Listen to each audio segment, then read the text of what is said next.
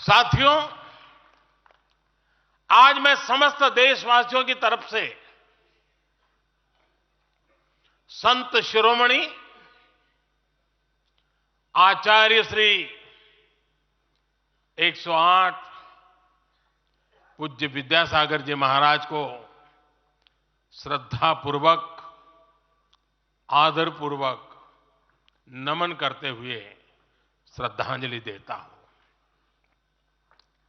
उनके संलेखन समाधिस्थ होने की सूचना मिलने के बाद उनके अनुयायी शोक में हैं, हम सभी शोक में हैं।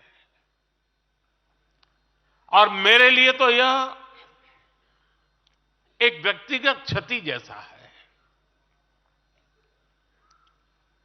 वर्षों तक मुझे व्यक्तिगत रूप से अनेक बार उनसे मिलने का, उनके दर्शन करने का, उनके मार्गदर्शन प्राप्त करने का अवसर मिला है। कुछ ही महीने पहले ऐसा ही मन कर गया था, मेरे प्रवास कार्यक्रम को बदल करके बहुत सुबह सुबह मैं उनके पास पहुंच गया था। तब पता नहीं था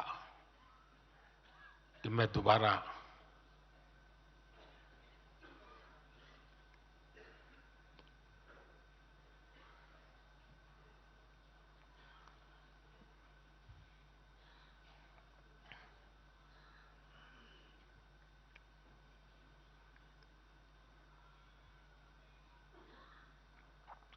उनके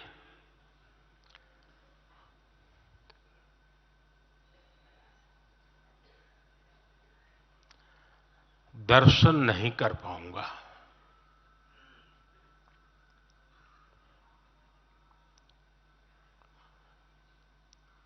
ये मेरा सौभाग्य रहा है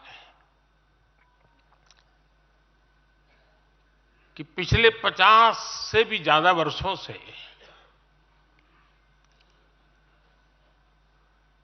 मुझे देश के गणमान्य आध्यात्मिक मूर्तियों के निकट रहने का, उनके आशीर्वाद पाने का अवसर रहा है। और इसलिए मैं उस आध्यात्मिक जगत की उस शक्ति को भलीभांति जानता हूं, समझता हूं, अनुभव करता हूं। आपको सुनकर के आश्चर्य होगा कि वे तो दिगंबर परंपरा से थे। उनका जीवन कैसा होता है हम जानते हैं, लेकिन शायद ही कोई ऐसी महत्वपूर्ण घटना ऐसी नहीं होगी या मेरी तरफ से कुछ महत्वपूर्ण किसी काम में मेरा संबंध आया हो, 24 घंटे के भीतर भीतर उसका एनालिसिस करके मुझे उनका संदेश आता था। यानी कितने जागरूक थे।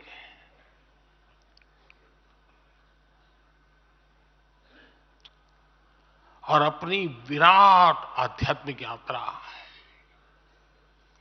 और उसके बाद भी वो हम सबको हमेशा प्रेरणा देते रहे हैं।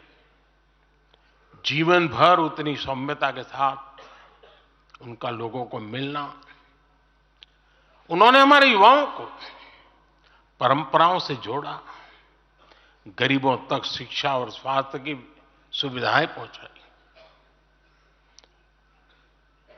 उनका पूरा जीवन